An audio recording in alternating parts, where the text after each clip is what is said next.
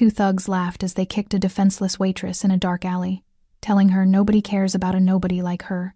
But the blood drained from their faces when footsteps stopped behind them, and they turned to see the city's most feared Mafia boss rolling up his sleeves. They had just made the last mistake of their lives. They didn't know the girl they were beating was Giulio Malone's daughter. If you're hooked in and want to enjoy this story, go ahead and subscribe, and drop a comment letting me know where you're watching from. It's always amazing to see where everyone's watching. Plus, tomorrow I've got another incredible story lined up, and you definitely don't want to miss it. Alright, back to the story. The punch came before Olivia Malone even saw it. Her head snapped sideways, stars exploding behind her eyes as her body crashed against the dumpster in the alley behind Rosie's diner. The metallic taste of blood filled her mouth instantly. Big mistake, listening to conversations that don't concern you, the taller thug growled, his partner already moving to block her escape route back to the diner. Olivia's fingers scrambled against the rough brick wall, trying to push herself upright, but her legs wouldn't cooperate. Her entire body screamed danger, but no sound escaped her lips, just ragged, panicked breathing. This was supposed to be a normal Tuesday night. Close the diner at 11, walk to her car, go home. Simple. Safe. But she'd heard them talking in booth 7. Names, locations, money changing hands. And now they knew she'd heard. Please, she managed to whisper, tasting copper. I won't. The second punch cut off her words. Pain exploded across her cheekbone, and the world tilted violently. Her knees hit the pavement hard, the impact sending fresh agony shooting through her legs. The yellow uniform dress Rosie required, the one that made her feel like she was playing dress-up in someone else's life, tore at the shoulder as rough hands shoved her face first into the filthy alley floor. Nobody cares about waitresses, the shorter one laughed, his boot pressing between her shoulder blades. You think anyone's coming for you? The kicks started then. Ribs, back, shoulders.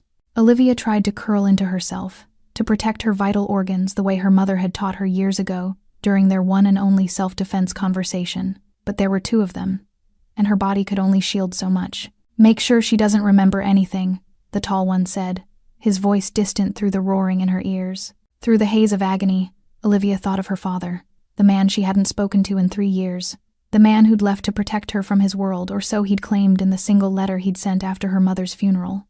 I should have called him, she thought as darkness crept into the edges of her vision. Just once, just to hear his voice. That's when she heard it, the footsteps. Not running, not rushing, walking, with the confidence of someone who owned whatever space they entered. The beating stopped abruptly. Through swollen eyes, Olivia saw both men straighten, their cocky smirks fading as they turned toward the newcomer. A man in an expensive black suit stood at the alley entrance, his tattooed hands flexing slowly at his sides. Even in her semi-conscious state, Olivia recognized something in his posture, controlled violence, barely leashed. The streetlight behind him cast his face in shadow, but she could see the tension in his shoulders, the deliberate way he rolled his neck once, twice, like a fighter preparing for a match he knew he'd win. The thugs recognized it too. One took an involuntary step backward. Walk away, the tall thug tried, his voice lacking its earlier confidence. This doesn't concern you. The man in the suit took 3 steps forward, and the light finally caught his face. Olivia's breath hitched. Giulio Malone, her father. He looked older than she remembered, more lines around his eyes, more gray in his dark hair, but the intensity was the same. That barely contained fury she'd seen once before, when a boyfriend had raised his voice to her at 16. The boy had apologized so profusely afterward that Olivia had been confused for days about what her father had said to him. Now she understood. Giulio's gaze dropped to her battered face, and something shifted in his expression, grief and fury colliding in real time. When he looked back at the thugs, his eyes had gone completely cold. Touch her again, he said quietly, his voice carrying perfect clarity despite its softness. I dare you. The shorter thug actually reached for something in his jacket, a weapon. Probably, but Giulio moved faster than either of them anticipated. One moment he was standing 10 feet away. The next, his fist connected with the shorter man's jaw with a sickening crack. The thug crumpled.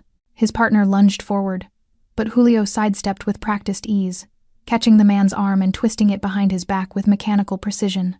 The thug screamed, "Who sent you?" Giulio's voice was conversational, almost bored. I don't. Giulio twisted harder. Another scream. Who sent you? Dante Rigo, he said. The thug gasped, his words tumbling out in panic. He said she heard too much at the diner, said to make sure she couldn't talk. We didn't know she was yours. Julio released him so suddenly the man nearly fell. Now you do. Both thugs scrambled backward, the conscious one dragging his semi-conscious partner toward the alley's exit. Tell Dante, Julio called after them, his voice still eerily calm, that I'll be seeing him very soon. They disappeared into the night, their footsteps echoing frantically against pavement. Only then did Julio kneel beside Olivia, his hands still clenched into fists a moment ago, now gentle as they brushed hair from her bloodied face. "Livy," he whispered, and she heard it clearly, the crack in his armor. "I'm sorry. I'm so sorry." Olivia tried to speak, but darkness rushed up to claim her. The last thing she heard was her father's voice, raw with emotion she'd never heard from him before. "I've got you, baby girl. I've got you." Julio Malone cradled his daughter against his chest as sirens wailed in the distance, sirens he'd called himself, breaking a 20-year streak of never involving police in his business. But this wasn't business. This was Olivia. Her breathing was shallow but steady, her face a mess of blood and bruises that made his hands shake with a rage so profound it terrified even him. He'd killed men for less than this, destroyed entire operations over insults that paled in comparison to what those animals had done to his little girl. "Boss." Julio looked up to see Vincent emerging from the shadows, his second in command followed by 3 more men. They must have been trailing him standard protocol he'd implemented years ago but rarely needed. Vincent's face went pale when he saw Olivia. "Mother of God. Is that my daughter?" Julio's voice cracked on the word. "They beat my daughter." The 4 men stood frozen, shocked into silence. In 15 years of service, Vincent had never seen his boss hold anything with such tenderness. They all knew Julio had a child rumor and whispered speculation, but none had ever seen her. None had known he kept this close a watch on someone outside the organization. "Get Dr. Reeves," Julio ordered, his composure reassembling itself like armor clicking back into place.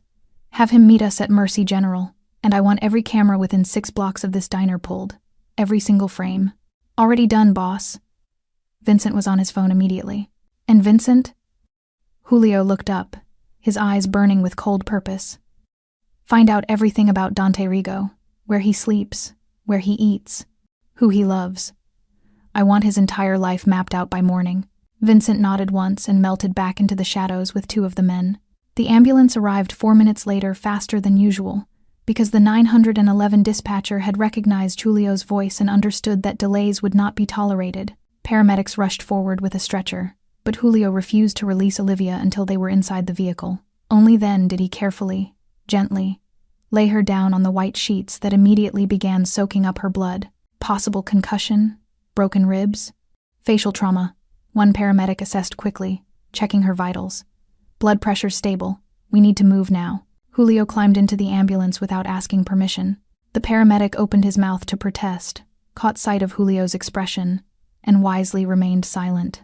As the ambulance screamed through city streets, Julio held Olivia's hand, her small, delicate hand that used to grip his finger when she was a baby. The memory hit him like a physical blow. "She has your eyes," Maria had whispered in the delivery room, tears streaming down her face.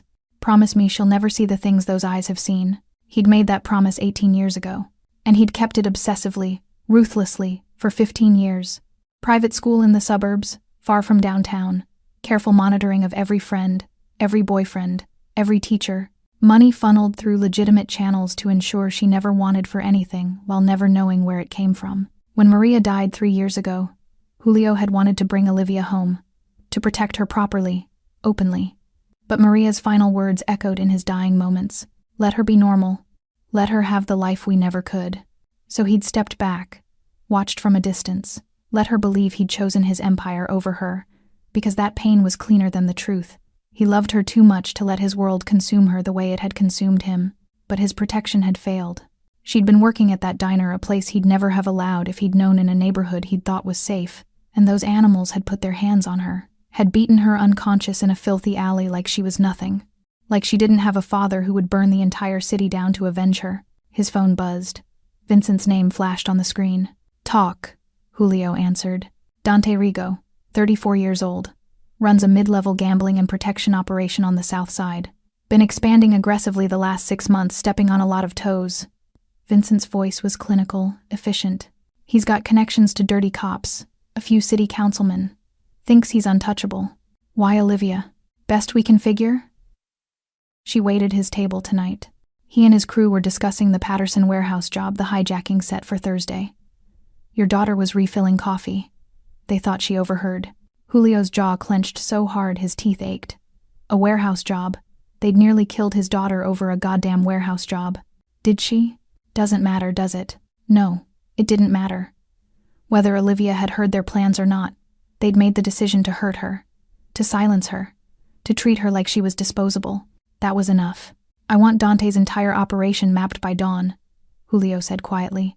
Every dealer, every enforcer, every dirty cop on his payroll. I want financial records, property holdings, mistresses, gambling debts, everything. And Vincent? Do this quietly. No one knows we're coming until we're already there. Understood, boss? Vincent hesitated. The men are asking. What are we doing? Julio looked down at his daughter's bruised face, at the dried blood in her dark hair, at the purple marks forming around her throat where one of those animals had grabbed her. We're teaching this city a lesson it's forgotten, he said softly. That Julio Malone's mercy is a gift, not a guarantee. And that gift has conditions. What conditions? Don't touch what's mine. He ended the call as the ambulance pulled into Mercy General's emergency bay. Doctors and nurses were already waiting. Dr. Reeves had ensured the best trauma team was on standby.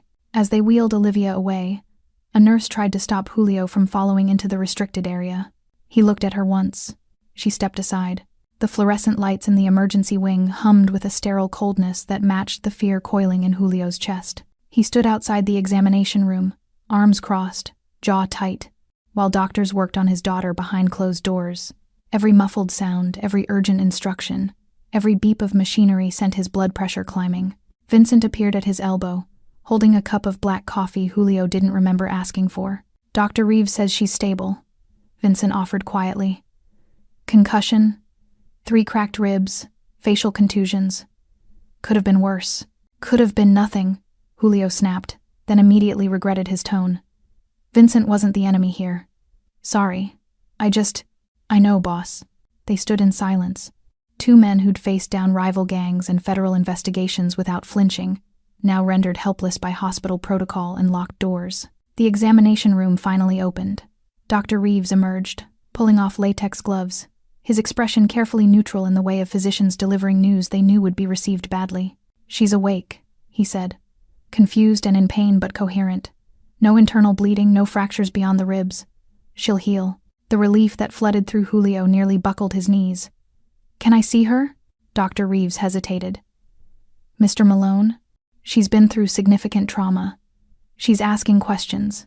About what happened. About you. His voice dropped lower. The police are on their way. Assault cases require reports. Handle it, Julio said simply. I'll try, but handle it. Dr. Reeves nodded, recognizing the tone that ended discussions, not started them. Room 347. But Julio? Gently. She's scared. Julio moved past him without responding. Room 347 was private, the best Mercy General offered, with windows overlooking the city lights. Olivia lay in the hospital bed, her face a topography of bruises, an IV line running into her left arm. Her eyes were closed, but he could tell from her breathing she wasn't asleep. Livy, he said softly. Her eyes opened, those hazel eyes so much like her mother's, and focused on him with an intensity that made him feel exposed in ways gun battles never had. You came, she whispered, her voice rough from screaming earlier. Of course I came. Why? The question cut deeper than any blade. You haven't called in 3 years. Haven't visited. I thought. Her voice cracked.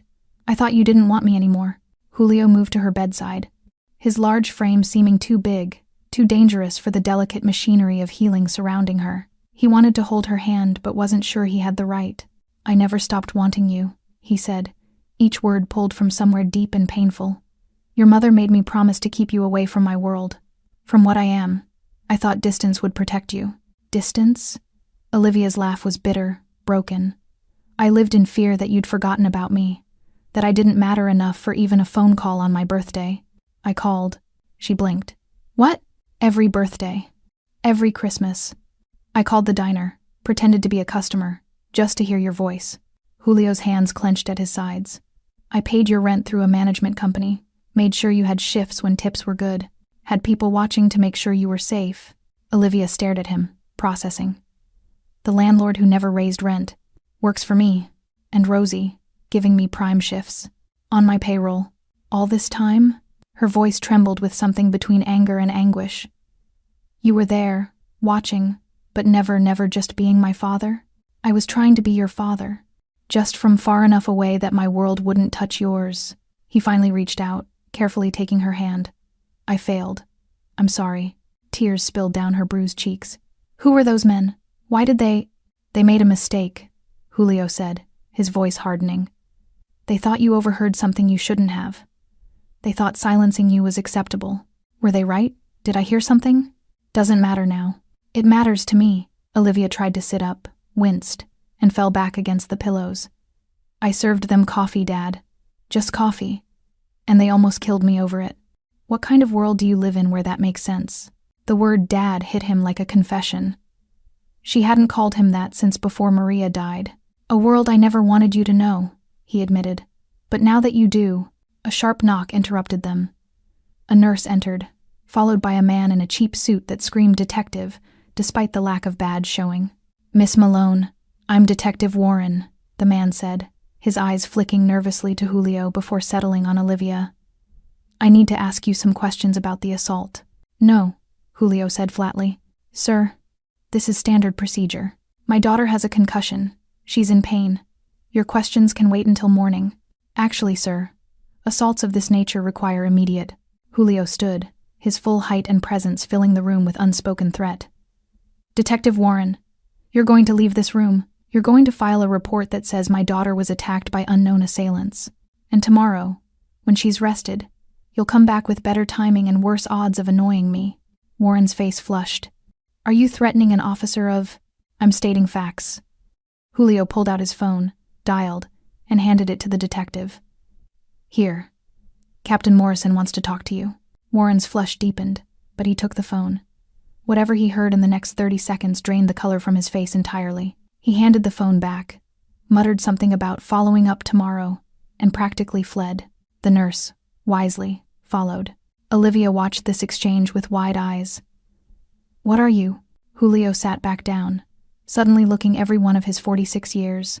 I'm a man who protects what's his, he said quietly. And you, Olivia, are mine, my daughter, my blood, and anyone who forgets that learns exactly what I'm capable of. I'm scared, she whispered. Good, Julio said, squeezing her hand gently. Fear keeps you careful, but you're not scared alone anymore. Understand? She nodded slowly, then asked the question that changed everything. What happens now? Julio's expression hardened into something ancient and unforgiving. Now? Now they learn who your father is. The sun hadn't yet broken over the city skyline when Julio walked out of Mercy General, leaving 2 of his men stationed outside Olivia's room, with explicit instructions, no one gets in without his approval. Vincent was waiting by the car, phone pressed to his ear, his expression grim. Talk, Julio said as he slid into the back seat. We found them. Vincent ended his call and handed Julio a tablet displaying 2 surveillance photos. Miguel Torres and Frank Russo, low-level muscle for Dante's crew. Torres has priors for assault, Russo for armed robbery. They've been bragging about the job since they left the alley. Julio studied the faces, memorizing every feature, every detail. These were the hands that had hurt his daughter. These were the voices that had mocked her while she bled. Where? Torres is holed up at his girlfriend's place in Riverside. Russo's at a motel on Fletcher Avenue. Vincent paused. They're planning to skip town by noon. Dante's paying them to disappear until things cool down. Things aren't going to cool down. Julio's voice was ice. Where's Dante? His club? The Red Door? He's conducting business like nothing happened, boss. He doesn't know we're coming. Good. Let's keep it that way. Julio handed back the tablet. Torres first. I want them both alive. We do this clean, no bodies, no evidence, just fear and confessions. Vincent nodded, relaying instructions through his phone as the car pulled into morning traffic. The apartment complex in Riverside was the kind of place where residents knew better than to ask questions. Peeling paint, broken security cameras, and an elevator that hadn't worked since the Clinton administration. Julio took the stairs 3 at a time, Vincent and 2 others flanking him. Apartment 4C. Vincent positioned men at both ends of the hallway while Julio stood before the door. He didn't knock. A single kick near the lock sent it crashing inward. Miguel Torres barely had time to roll off the couch and off the terrified woman who'd been pinned beneath him before Julio was across the room, his hand wrapped around Torres's throat, slamming him against the wall hard enough to crack plaster. "Remember me?" Julio asked conversationally. Torres's eyes went wide with recognition and terror. "Oh God, Malone, I didn't know. Didn't know she was my daughter?" Julio's grip tightened. "Or didn't know you'd get caught. Please, man," Dante said. "Tell me everything," Dante said. "Every word, every instruction. And if I think you're lying, even once, I'll drop you off that balcony and call it an accident." The words tumbled out of Torres in a panicked rush. Dante had been at the diner conducting business, finalizing plans for hijacking a shipment from the Patterson warehouse. Olivia had been their waitress, refilling coffee, cleaning nearby tables. Dante convinced himself she'd been listening too carefully, understanding too much. He said she was a problem. Torres gasped. Julio's hand still crushing his windpipe, said to scare her quiet. It wasn't supposed to go that far, I swear. But it did. Julio released him suddenly, letting Torres collapse to the floor, gasping. "You beat an unarmed woman unconscious in an alley. You laughed while you did it. I'm sorry." "You're not sorry. You're scared." Julio crouched down, his face inches from Torres's. "But you will be sorry. You'll be so sorry you'll beg for prison as protection from what's coming." Vincent appeared with zip ties, securing Torres's hands behind his back with efficient brutality. "The girlfriend?" one of the men asked, nodding toward the woman cowering in the corner. "Let her go," Julio said. "She hasn't seen anything worth remembering." "Have you?" The woman shook her head frantically and bolted for the door. "One down," Vincent said. "Russo next." Julio nodded, pulling out his phone as they dragged Torres toward the car. The motel on Fletcher Avenue was somehow worse than the apartment a pay-by-the-hour establishment where the desk clerk was paid to forget faces. Frank Russo had just stepped out of the shower when his door exploded inward. He managed to grab a towel before Vincent's fist connected with his jaw, sending him sprawling across the stained carpet. Two more men hauled him upright, and then Julio stepped into the room. Russo's face went from confused to terrified in the span of a heartbeat. "No, wait, I can explain. Explain how you kicked my daughter while she was on the ground." Julio's voice was surgical in its precision. "Explain the part where you grabbed her hair and threatened to make sure she didn't remember anything." "Malone, please, it was just business." "Business?" The word came out like a curse. Julio crossed the room in 2 strides, grabbing Russo by the throat and slamming him into the mirror. Glass shattered. "My daughter's face looks like a war zone. 3 cracked ribs. A concussion. That's not business. That's personal." Dante ordered it. It was all Dante. "I know." Julio released him, stepping back as Vincent moved in with more zip ties. "That's why you're still breathing. You're going to tell the police everything, every detail. You're going to describe exactly what Dante told you to do, and why. He'll kill me. He'll try." Julio's smile was colder than his anger, but he's going to be too busy worrying about what I'm going to do to him. "And Russo? What I'm going to do to Dante will make prison look like paradise." Within 20 minutes? Both Torres and Russo were secured in a warehouse on the east side, the same warehouse where Julio had conducted hundreds of interrogations over the years. But this time felt different. This time, it wasn't business. Julio stood before them, 2 men zip-tied to chairs, their faces already swelling from the collection process. "Last chance," he said quietly. "Tell me everything about Dante's operation. Every location, every corrupt cop, every politician he's bought. Give me his empire on a silver platter, and maybe you'll live to see retirement in a federal prison." Torres broke first, then Russo, their confessions tumbling over each other in desperate competition. Vincent recorded everything.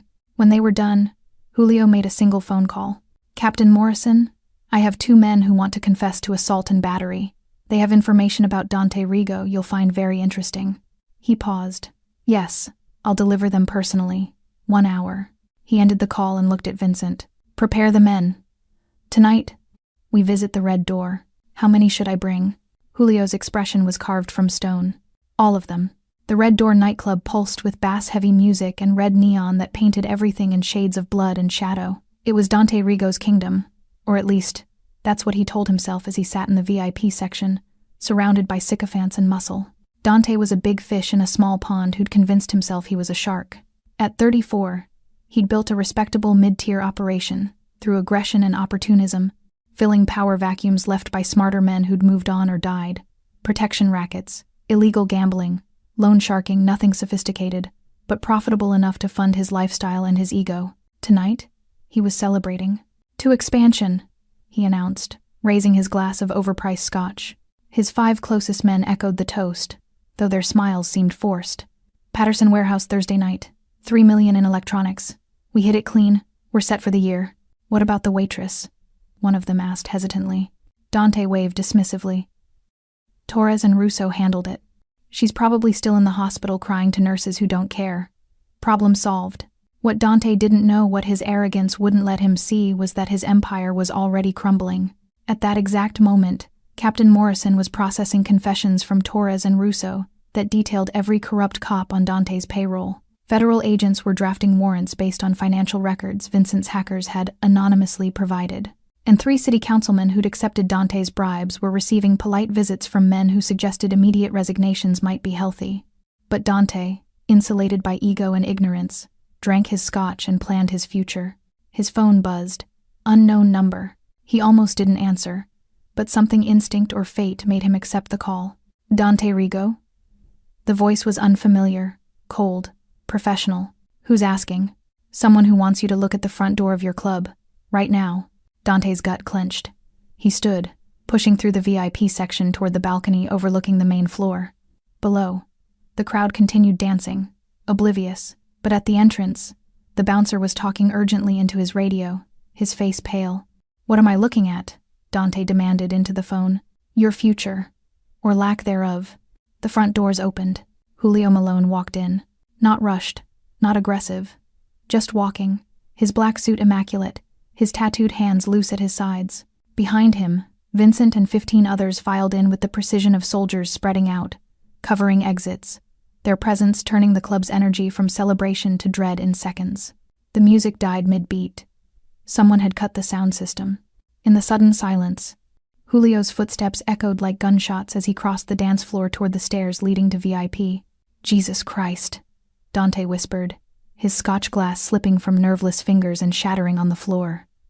"That's Julio Malone." "Yes," the voice on the phone confirmed. "And he's coming for you. Goodbye, Mr. Rigo." The line went dead. Dante's men moved to intercept, but one look at Julio's face, that expression of controlled fury that had made him a legend, and they stepped aside. These were professional criminals. They knew the difference between a job and a suicide mission. Julio climbed the stairs with the patience of inevitability. Dante backed up until his spine hit the bar. "Look, Malone, whatever you heard, I heard you ordered 2 animals to beat my daughter unconscious." Julio's voice was conversational, which somehow made it more terrifying. "I heard you thought a waitress overhearing your amateur hour warehouse plans was worth attempted murder." The blood drained from Dante's face. "Your daughter?" No, man, I didn't know." "You didn't ask." Julio stopped 3 feet away, close enough that Dante could smell his cologne, expensive, understated. The scent of a man who didn't need to prove anything. "You saw a young woman trying to earn an honest living, and you decided her life was worth less than your paranoia. It was a mistake." "Yes, it was." Julio glanced around at Dante's men, all of whom were suddenly very interested in their shoes. "Your mistake. And you know what happens to men who make mistakes in my city?" Dante tried to swallow, but his mouth was desert dry. "Your city? Oh, did you think this was neutral territory?" Julio's smile was razor thin. "Did you think because I've been quiet the last few years that I'd disappeared? That my name didn't still mean something? I swear, Malone, I'll make it right." "You can't." Julio leaned in closer. "My daughter has 3 cracked ribs. Her face is so bruised she can't recognize herself in the mirror. She has nightmares about an alley behind a diner where men twice her size beat her for sport. You can't make that right." "Then what do you want?" "Everything." Julio straightened, adjusting his cufflinks with casual menace. "Your operation, your assets, your reputation. I want it all dismantled, brick by brick, until there's nothing left but a cautionary tale other idiots can learn from." Dante's last shred of bravado surfaced. "You can't just have protection cops, politicians." "Had," Julio corrected, past tense. "Torres and Russo are singing beautiful harmonies to Captain Morrison right now. Every cop you've bribed has been notified that their names are on federal warrants. Your political friends are drafting resignation letters. And your financial accounts?" He smiled. "Let's just say the IRS is very interested in your creative bookkeeping." Dante's legs gave out. He slumped against the bar, the reality crashing over him like a wave. You did all that in one night? I did all that in 6 hours. Julio turned to leave, then paused. Oh, and Dante? Don't run. There's nowhere in this city, in this state, where my reach doesn't extend. Stay put. Face your consequences like a man. It's the only dignity you have left. What if I don't? Julio looked back over his shoulder, his eyes empty of everything except promise. Then I stopped being civilized about this. He descended the stairs, his men falling in behind him, leaving Dante Rigo alone in his crumbling kingdom, surrounded by loyalists who were already calculating their exits. As Julio stepped out into the night, Vincent appeared at his side. The DA's office just announced a grand jury investigation into Rigo's operations. Federal and local charges pending. Good. Julio pulled out his phone, checking a text from the hospital. Olivia was resting. Stable. Safe. What now? Boss? Julio looked up at the red neon sign above the red door, Dante's pride, his monument to himself, and smiled coldly. Now we make sure everyone in this city remembers what happens when you touch him alone. 3 days after the attack, Olivia woke to sunlight streaming through the hospital window and the quiet murmur of voices in the hallway. Her body still ached, a deep, pervasive pain that reminded her of every kick, every punch, but the morphine drip kept the worst of it at bay. The bruises on her face had deepened to purple and yellow, making her look like a stranger in the mirror the nurse had reluctantly shown her yesterday. She'd cried then. Not from vanity, but from the visceral reminder that she'd been helpless. Prey. Now, lying in the sterile quiet, she heard her father's voice through the partially open door. I don't care what the insurance says. She gets a private room for as long as she needs it. Julio's tone was firm but not aggressive, the voice of a man used to being obeyed. And Dr. Reeves checks on her twice daily minimum. Mr. Malone, hospital policy, is flexible when properly motivated. I've already spoken to the board. This isn't a negotiation. Footsteps retreated quickly, and Julio entered the room, his expression softening when he saw her awake. You heard that, he said, not quite a question. Hard not to. Olivia shifted carefully, wincing as her ribs protested. You don't have to bully people on my behalf. I'm not bullying. I'm ensuring adequate care for my daughter. He pulled a chair closer to her bed, settling into it with the weariness of someone who hadn't slept properly in days. How are you feeling? Like I got hit by a truck. She studied his face, the dark circles under his eyes, the tension in his jaw, the way his hands kept clenching and unclenching. When's the last time you slept? I'll sleep when you're home safe. Dad, don't. The word came out sharper than intended. He took a breath, softening. Don't tell me to rest when you're lying here because I failed to protect you. Olivia reached for his hand, her touch gentle on his scarred knuckles. This wasn't your fault, wasn't it? Julio's voice cracked around the edges. I kept my distance thinking it would keep you safe. But all I did was leave you vulnerable. No protection, no warning about what kind of world exists in the shadows. You were working at a diner in a neighborhood I should have known better than to. Stop. Olivia squeezed his hand. I chose to work there. I chose to live independently. You can't blame yourself for my decisions. You didn't choose to get beaten in an alley. No, she admitted quietly. I didn't. They sat in heavy silence until a soft knock interrupted them. Vincent appeared in the doorway, holding a tablet and looking uncomfortable about intruding. Boss, sorry to interrupt, but there's something you need to see. Julio stood reluctantly, but Olivia spoke up. Whatever it is, I want to know too. I'm tired of being protected from information. Vincent glanced at Julio, who nodded slowly. Show her. Vincent approached, turning the tablet to display a bank statement. Your rent, Miss Malone, for the past 3 years. Olivia frowned at the screen. Her apartment in Riverside, the modest one-bedroom she'd been so proud to afford on her own, showed consistent monthly payments. Always on time, always the exact amount, but the payment source made her breath catch. Malone Property Management, LLC. You've been paying my rent, she whispered. The management company I own has been paying it. Julio corrected, though the distinction felt meaningless. You were never late. You were never at risk of eviction. I just ensured the landlord had no financial motivation to make your life difficult. Vincent swiped to another screen. Your car insurance, paid in full annually.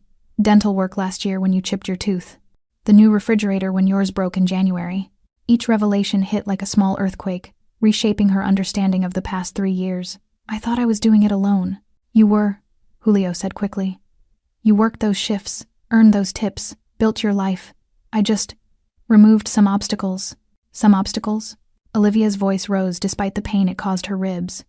You've been controlling my entire life from the shadows. Not controlling. Protecting. What's the difference? I never told you where to live, where to work, who to see. I never interfered with your choices. I just made sure, his voice caught. I just made sure the world didn't crush you the way it crushed your mother. The mention of her mother softened Olivia's anger slightly. Mom knew about all of this. It was her idea. Julio returned to his chair, suddenly looking much older. Before she died, she made me promise 2 things. Keep you away from my world, but never truly abandon you. She said you'd hate me for the distance, but that hate was safer than the alternative.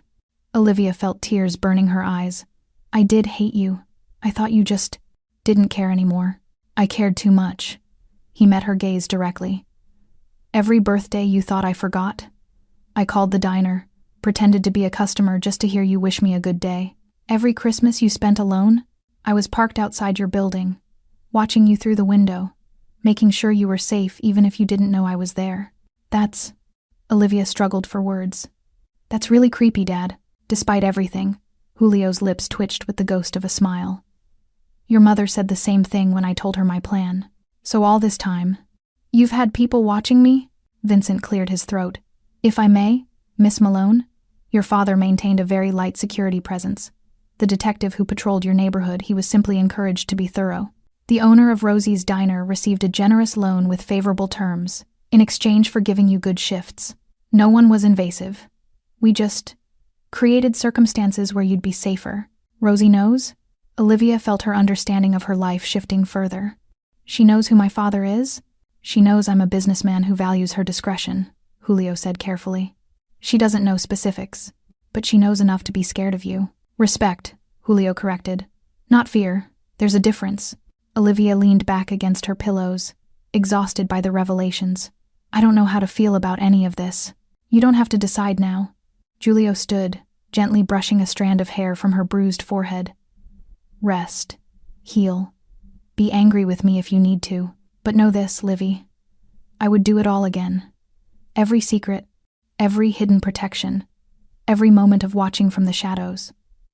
Because you're alive, and you're here, and that's all that matters to me. What happens now? She asked softly. With Dante, with those men, with everything. Julio's expression hardened into something cold and final. Now? Now they face consequences, and you never have to be afraid again. While Olivia healed in her hospital room, Dante Rigo's world collapsed with methodical precision. It started with the money. At 6:47 a.m. on the 4th day after the attack, federal agents seized 3 of Dante's offshore accounts he'd thought were untraceable, buried under shell corporations and false names. 2 hours later, the IRS froze his domestic holdings, pending investigation into tax evasion charges that carried a 15-year minimum sentence. By noon, Dante's lawyer, the expensive one who'd kept him out of prison for a decade, called to inform him their retainer had been exhausted and he wouldn't be continuing representation. Nothing personal, the lawyer said, his voice tight with barely concealed fear. But I've been advised that representing you further would be inadvisable for my health. Dante knew exactly who had done the advising. His phone rang constantly now, panicked lieutenants reporting that their dealers were getting arrested. Their protection rackets were crumbling. Their bookies were disappearing. The corrupt cops who'd looked the other way for years were suddenly unreachable. Their phones disconnected. Their loyalty evaporated like morning dew. In 72 hours, Julio Malone had dismantled an empire that took Dante 5 years to build. And he'd done it without firing a single shot. Vincent stood in Julio's office, a legitimate office in a downtown building, far from the stereotypical backroom operations delivering the daily report. Dante's trying to reach out, Vincent said, scrolling through his tablet. 8 calls in the last hour. He wants to negotiate. There's nothing to negotiate. Julio signed a document transferring ownership of one of Dante's former properties, a warehouse that would now house a youth community center. Poetic justice. What else? The Patterson warehouse job is off. Dante's crew scattered when they realized we knew about it. Half turned themselves in for reduced sentences. The other half left the state. Good. What about the police investigation? Torres and Russo's testimony led to grand jury indictments. Dante's looking at conspiracy to commit assault, witness intimidation, racketeering, and about 15 other charges. DA says it's the easiest case she's prosecuted in years. Vincent paused. There's something else. Julio looked up, reading concern in his second-in-command's expression. Dante's desperate, cornered. We've taken everything from him except his freedom. And that's about to go too. Men like him don't go quietly. You think he'll make a move? I think he knows he's got nothing left to lose. Vincent pulled up a surveillance photo on his tablet. Dante leaving his apartment building at 4 a.m., looking haggard and wild-eyed. He's been asking around about Olivia, where she is, when she's being discharged. The air in the office grew colder. How many men do we have at the hospital? Julio's voice was dangerously quiet. 4 on rotation, 2 in the lobby, 2 on her floor. But boss, if he's planning something public, double it. And I want eyes on Dante every second. If he so much as looks in the direction of Mercy General, I want to know immediately. Vincent nodded and stepped toward the door, then hesitated. What are you going to do if he tries? Julio's expression was carved from stone. Whatever I should have done 4 days ago. Dante Rigo sat in his stripped-down apartment, everything of value already seized by federal agents, and stared at the single photograph in his hand, Olivia Malone, pulled from her social media before she'd locked down her accounts. She didn't look like someone who'd destroy a man's life. Just a young woman with her mother's smile, unaware of the power her last name carried. But she was the reason his empire was dust. She was the reason his money was gone, his connections severed, his future a prison cell. And Julio Malone, the ghost who'd emerged from retirement, had done it all for her. Dante's hands shook as he loaded bullets into a revolver he'd hidden from the raids. Cheap, untraceable, purchased years ago for emergencies.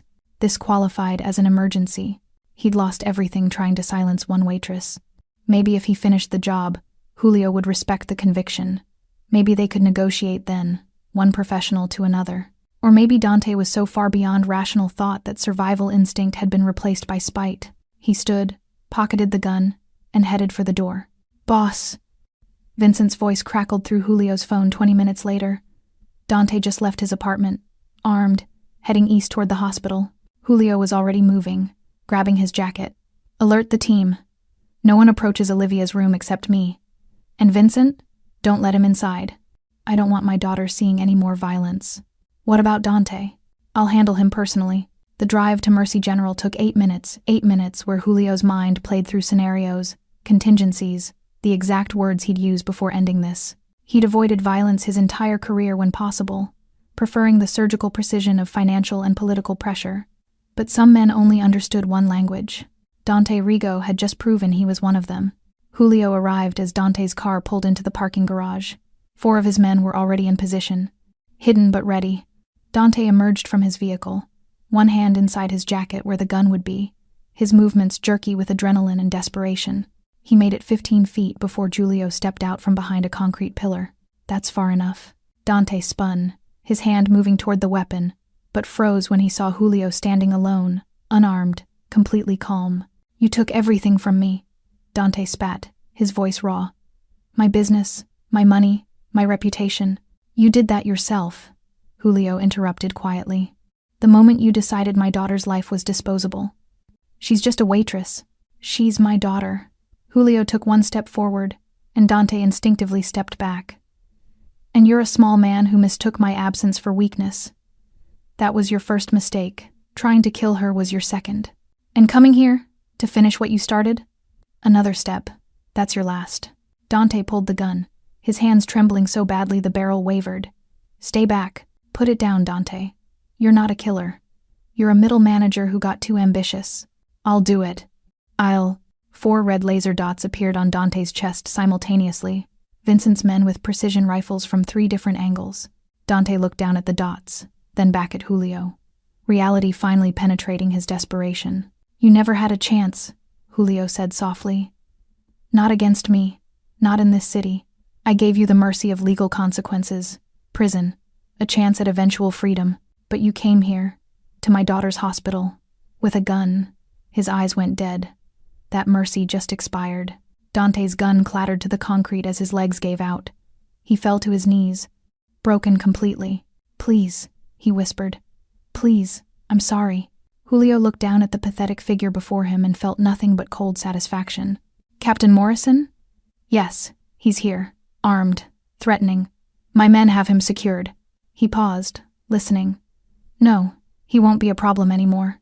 As police sirens wailed in the distance, Julio walked past Dante without another glance, heading inside to check on the only person who mattered.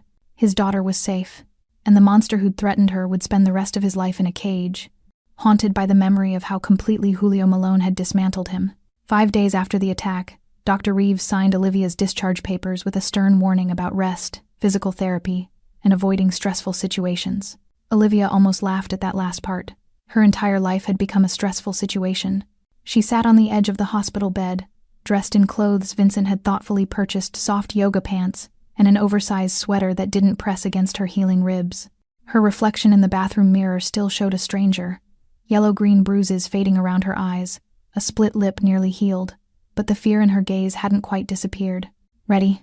Julio stood in the doorway, holding a small bag containing her belongings, her phone, keys, and the torn remains of her work uniform that she'd asked them to keep for reasons she couldn't quite articulate. I don't know, Olivia admitted. Am I going back to my apartment? That's your choice. But I'd prefer you stay somewhere with better security. At least until the trial. Your place? Julio hesitated, and in that pause, Olivia saw uncertainty, something she'd never associated with her father before. I have a house in Westridge, gated community, private security. You'd have your own wing, complete privacy. Or there's a corporate apartment downtown with 24-hour doorman and... Dad. Olivia stood carefully, testing her balance. Just ask me what you really want to ask. He met her eyes, and she saw vulnerability there that made him suddenly, startlingly human. I want you to come home with me. I want to make sure you're safe, that you're healing properly, that you're not alone when the nightmares come. His voice roughened. I want the chance to be your father again, even though I know I don't deserve it. Olivia felt tears prickling her eyes. You think you don't deserve it? I know I don't. I left you alone for 3 years. I let you believe I didn't care. And when you needed me most, you were there. She crossed to him, moving slowly but deliberately. You saved me, Dad. You stopped them. You made sure they'd never hurt anyone else. That's not failure. That's... She struggled for words. That's what fathers do. Julio's composure cracked. He pulled her into a careful embrace, mindful of her injuries, and she felt his shoulders shake with suppressed emotion. I'm so sorry, baby girl, he whispered against her hair. For everything. I know. And I forgive you. She pulled back to look at him. But Dad? No more secrets. No more watching from the shadows. If we're doing this, if I'm accepting who you are and what that means, then we do it honestly. No more secrets, he agreed. Starting now. The drive to Julio's house took 40 minutes through morning traffic. Olivia watched the city pass by her window, seeing it differently now. Every street corner could hide danger. Every stranger could be a threat. The attack had changed her perception of the world in ways she was only beginning to understand. You're quiet, Julio observed. Just thinking. She turned from the window. Vincent said you dismantled Dante's entire operation in less than a week. How is that even possible? Leverage and information. Julio navigated through tree-lined streets where houses sat behind high walls and private gates.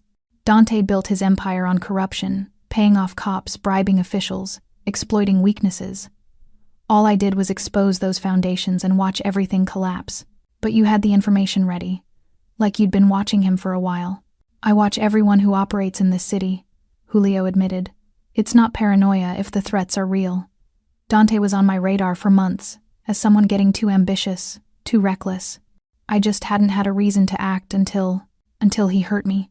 Yes, they pulled through a gate into a property that looked more like a small estate than a house. Manicured lawns, a fountain, and a modern 2-story home that somehow managed to look both impressive and inviting. This is where you live? Olivia asked, taking it in. This is where I sleep sometimes, Julio corrected. I wouldn't call it living. But maybe that changes now. Inside, the house was surprisingly warm hardwood floors, comfortable furniture, photographs on the walls that made Olivia stop in surprise. Her school pictures, her mother, candid shots of Olivia at various ages that she didn't remember anyone taking. You kept all of these, she whispered, touching a frame containing her high school graduation photo. I kept everything. Julio stood behind her, his reflection visible in the glass. Every report card, every drawing you made as a kid, every birthday card you gave me before. He trailed off. Before Mom died. Yes. Olivia turned to face him. I blamed you for her death. I thought the stress of your lifestyle. Whatever you really did, that's what killed her. It did, Julio said quietly. Not directly, but the worry, the fear of what my world might do to you. It ate at her. The cancer just finished what my choices started. That's not fair to yourself. Fair doesn't matter. True matters. And the truth is, your mother spent 15 years afraid that my enemies would discover she had a daughter, that you'd become a target. She was right to be afraid. His jaw tightened. Dante proved that. But he didn't know who I was when he gave the order, Olivia pointed out. I was just a waitress to him. That means the danger isn't really about being your daughter, it's about being a woman alone in a world where men like Dante think we're disposable. Julio studied her, something like pride flickering in his expression. When did you get so insightful? 5 days in a hospital bed gives you time to think. She moved through the living room, taking in more photos, more evidence of a life spent loving her from a distance. I'm not saying I'm not angry about the secrets, Dad. I am. But I'm starting to understand why you made the choices you did. That doesn't make them right. No, she agreed. But it makes them human. And I'd rather have a father who's human and flawed than one who's perfect and absent. A throat cleared behind them. Vincent stood in the doorway, looking uncomfortable about interrupting. Sorry, boss.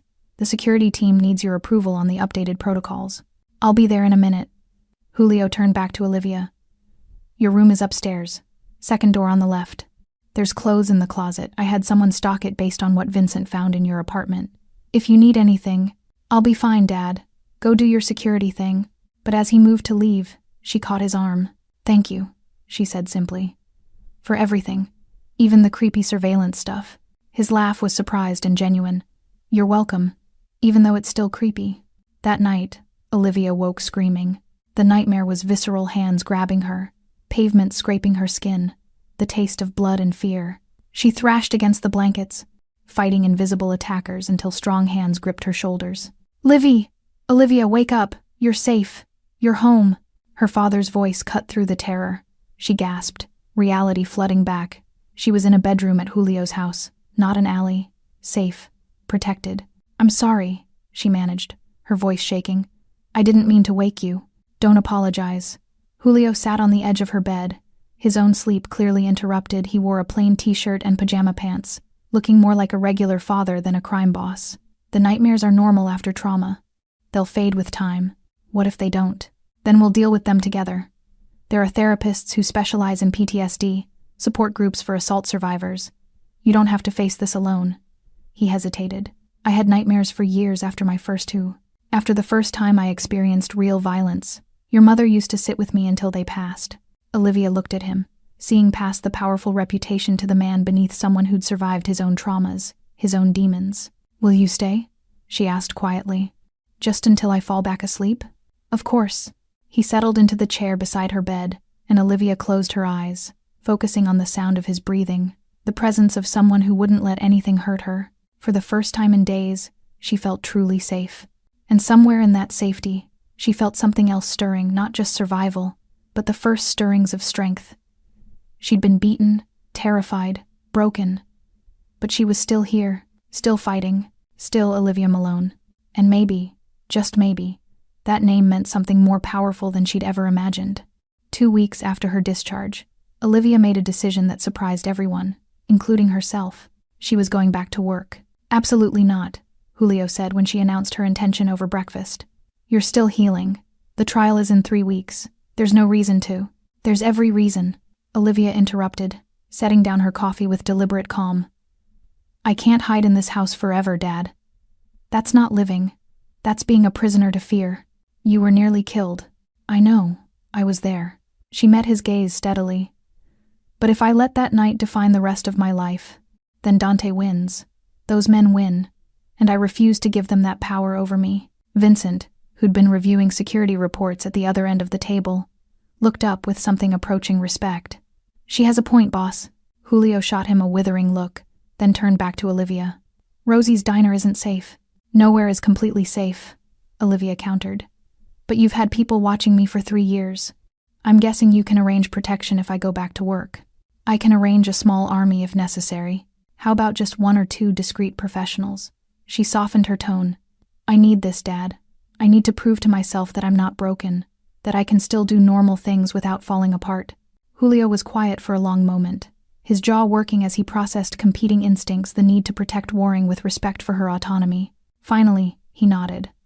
2 bodyguards, rotating shifts. They stay within visual range at all times, and if you feel unsafe for even a second, you leave immediately. No arguments. Deal. 3 days later, Olivia walked through the door of Rosie's diner for the first time since the attack. The breakfast rush was in full swing, the familiar chaos of clattering dishes, shouted orders, and the rich aroma of coffee and bacon that had once felt like home. Now it felt like a test she wasn't sure she'd pass. Olivia! Rosie emerged from the kitchen, her weathered face creasing with emotion. The 60-year-old owner pulled her into a careful hug. Honey, you didn't have to come back so soon. Your position is secure. Take all the time you need. I need to be here, Olivia said, surprised by how much she meant it. This place is part of my life. I'm not giving it up because of what happened. The other waitresses, Jenny and Maria, rushed over with similar expressions of concern and relief. The regular customers at the counter turned to look, some offering supportive smiles, others quickly averting their gazes with obvious discomfort. Word had spread. Everyone knew what happened to the quiet waitress who'd worked here for 2 years. The story had made local news. Woman attacked outside diner. Suspects arrested. What the news hadn't reported was who her father was, but the neighborhood knew. Rumors had a way of traveling faster than facts. Table 7, Rosie said gently, handing Olivia an order pad. Just like before. Take it slow. Olivia tied on her apron, a new one, since her old uniform had been torn beyond repair, and approached the corner booth. An elderly couple she recognized ordered pancakes and coffee with warm smiles that told her they were rooting for her recovery. The first hour was harder than she'd anticipated. Every time the door opened, her heart jumped. Every sudden movement in her peripheral vision made her flinch. Her hands trembled slightly as she poured coffee, and she had to force herself to breathe through the waves of anxiety. But she didn't leave. During her break, she stepped into the alley behind the diner, the same alley where she'd nearly died. 2 men stood at strategic positions, watching without watching, their presence both comforting and unsettling. Vincent's professionals. Olivia walked to the spot where she'd fallen, where blood had stained the pavement before rain washed it away. Someone had placed flowers there, a small memorial to violence survived. She stood there for a full minute, letting the memories wash over her without drowning in them. You okay, miss? One of the bodyguards had moved closer, concern evident despite his professional demeanor. Yeah, Olivia said, and realized she meant it. I'm okay. By the end of her shift, exhaustion pulled at her bones, but she felt something else too: pride. She'd done it. She'd returned to the scene of her trauma and reclaimed it as just another place, not a monument to fear.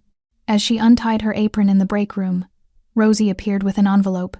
Your tips for today, the older woman said. But Olivia, there's something you should know.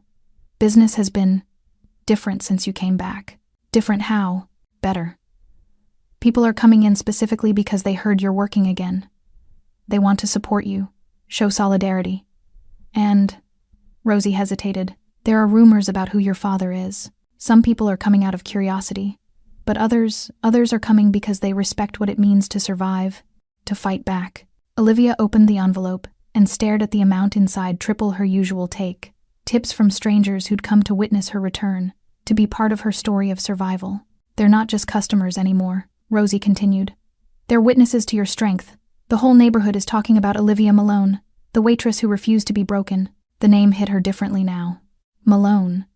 For so long, she'd thought of herself as just Olivia, separate from her father's legacy, distant from whatever power that name carried.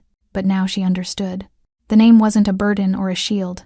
It was simply who she was, the daughter of Julio Malone and Maria Chen, a young woman who'd survived violence and chosen to stand back up. Outside, Vincent was waiting by the car Julio had insisted on personal pickup for the first week. His expression was professionally neutral, but she caught the approval in his eyes. How'd it go? Better than expected, Olivia admitted, sliding into the back seat. Is my father at home? Office downtown. Big meeting about the waterfront development project. Vincent pulled into traffic. Should I take you there or to the house? The house. I think I want to cook dinner tonight. Something normal. Normal sounds good. As they drove through the city, Olivia watched the streets pass by her city, the place she'd lived her whole life but was seeing with new eyes.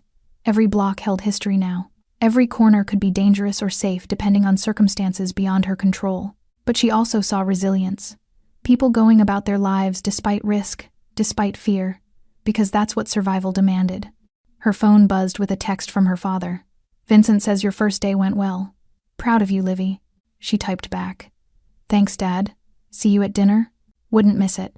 3 simple words, but they carried weight neither of them could have imagined 3 weeks ago. They were building something new, a relationship based on honesty instead of distance, on presence instead of protection from afar. That evening, as Olivia moved around Julio's kitchen preparing pasta, her mother's recipe, the one family tradition she'd maintained, she felt the stirrings of something beyond survival.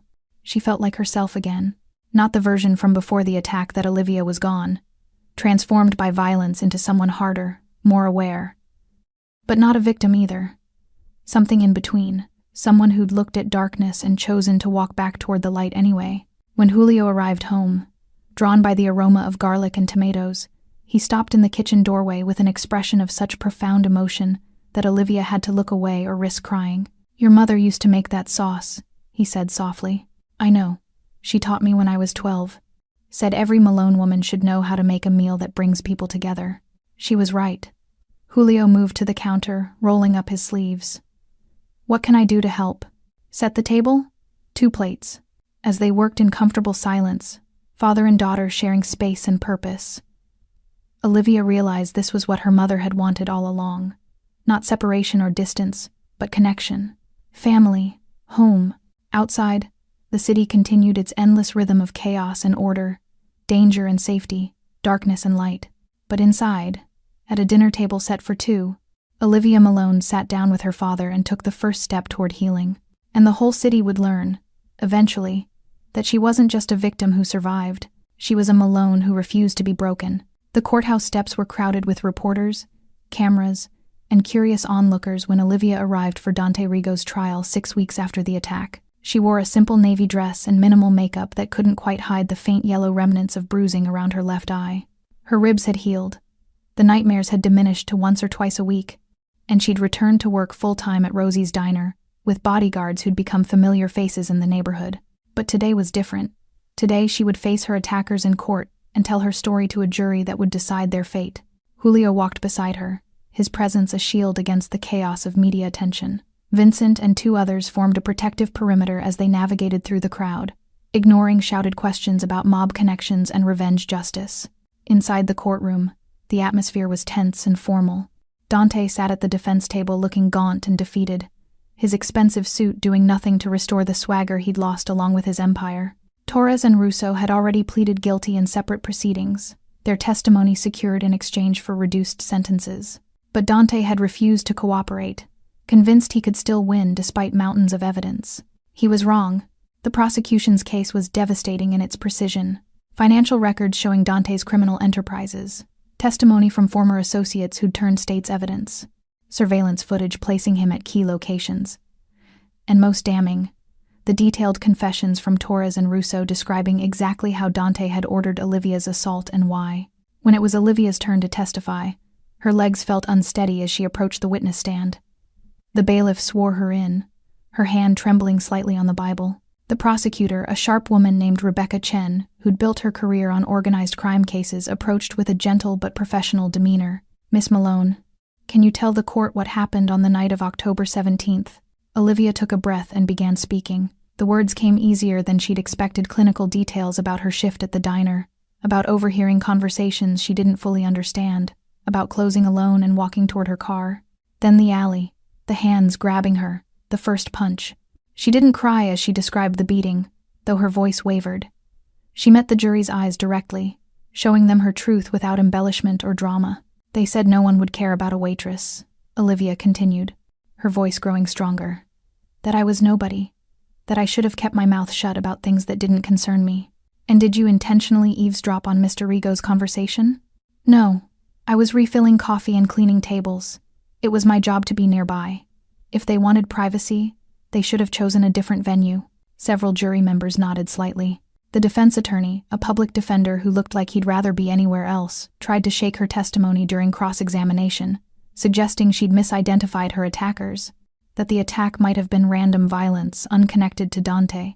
Olivia remained calm, her answers consistent and clear. When she finally stepped down from the witness stand, she felt lighter. The truth was out there now, recorded in official transcripts, witnessed by a room full of strangers who would carry her story forward. She took her seat beside her father in the gallery. Julio reached over and squeezed her hand, once a gesture of pride and support that needed no words. The trial continued for 3 more days. Expert witnesses, forensic evidence, character testimonies that painted Dante as a violent opportunist who'd mistaken ambition for intelligence. The jury deliberated for 4 hours. When they returned, Olivia felt her heart hammering as the foreman stood to deliver the verdict. On the charge of conspiracy to commit assault with intent to cause grievous bodily harm, we find the defendant guilty. On the charge of witness intimidation, we find the defendant guilty. On the charge of criminal racketeering, we find the defendant guilty. The list continued: 12 charges, 12 guilty verdicts. Dante's face went gray as the weight of his future crashed down. His lawyer was already discussing appeals, but everyone in that courtroom knew the truth. Dante Rigo would spend the next 25 years minimum behind bars, and by the time he got out, if he got out, the world he'd known would have moved on without him.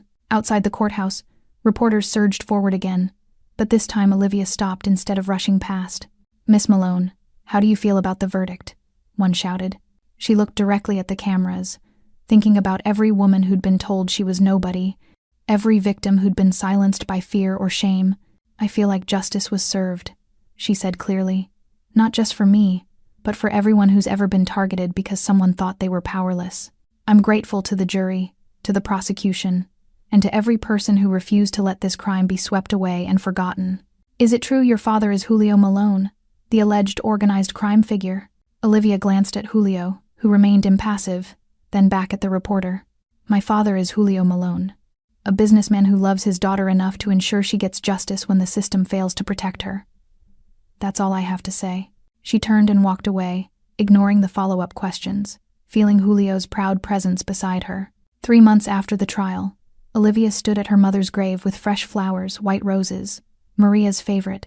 The headstone was simple: Maria Chen Malone, beloved wife and mother, 1978 to 2022.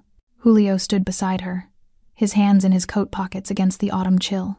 "I've been thinking about what Mom said before she died," Olivia began, her voice quiet. "About keeping me away from your world, letting me be normal. She wanted you safe. I know. But Dad, I don't think normal exists for anyone. We all face danger in different forms. Random violence, illness, accidents. The only difference is some of us know where the threats come from." Julio looked at her curiously. "What are you saying?" "I'm saying I don't want to pretend anymore that my last name doesn't mean something. I'm a Malone, your daughter, and instead of running from that or hiding from it, I want to understand it, own it." She turned to face him fully. "I want you to tell me the truth about who you are, what you do, all of it. No more protected ignorance. Livy, once you know certain things, I can't unknow them, I understand. But I'd rather face reality with open eyes than live in comfortable delusion. That's what got me hurt in the first place, not knowing enough to recognize danger." Julio was quiet for a long moment, looking at his daughter with an expression that mixed pride, concern, and something like relief. "Your mother would say I'm making a mistake. Mom wanted me safe more than she wanted me strong. But maybe I need to be both." "All right," Julio agreed finally. "The truth, all of it. But not today. Today, we remember your mother and the sacrifices she made to give you the chance at a good life." "She gave me more than that," Olivia said, looking back at the headstone. "She gave me roots strong enough to survive when everything else was stripped away. She gave me you, even if it took a tragedy to bring us back together." They stood in silence as the afternoon light filtered through autumn leaves, casting golden patterns across the grave. Finally, Julio spoke. "I've been thinking about expanding our legitimate business operations. Property development, community investment, that sort of thing. I could use someone with fresh perspective, someone who understands what working people actually need. Are you offering me a job?" "I'm offering you a choice. Keep waitressing if that's what makes you happy, I'll support it completely. Or come work with me, learn the business, help me build something that does good instead of just avoiding harm." Olivia considered this, thinking about Booth 7 at Rosie's, about tips and coffee stains, about the simple satisfaction of honest work. Then she thought about leverage and power, about being able to help people on a larger scale, about understanding her father's world from the inside. "Can I do both?" she asked. Keep a few shifts at the diner, but also work with you? I don't want to lose that connection to regular people, to remember what normal actually looks like." Julio smiled, a real smile that transformed his face from intimidating to almost gentle.